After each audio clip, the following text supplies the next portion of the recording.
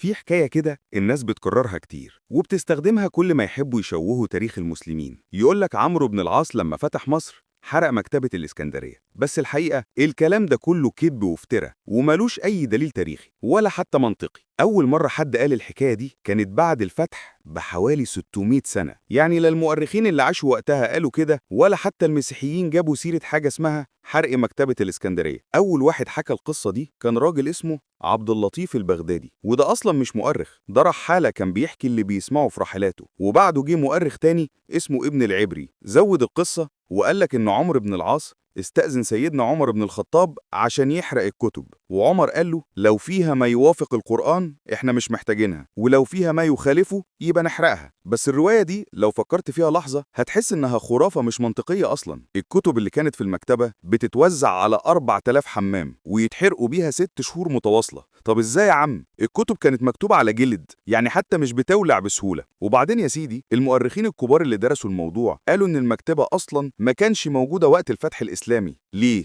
عشان هي اتحرقت قبل كده بقرون طويلة لما يوليوس قيصر جه الاسكندرية وحصلت معركة كبيرة، النار مسكت في سفنه وامتدت لحد المكتبة والكتب راحت كلها. يعني لما عمرو دخل الاسكندرية كانت المكتبة مفيش منها غير الأطلال.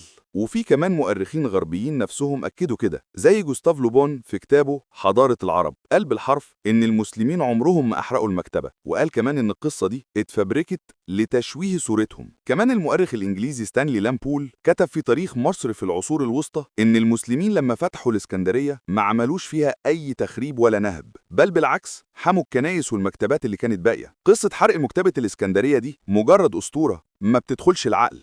ما تنساش تدوس لايك وتشترك في القناة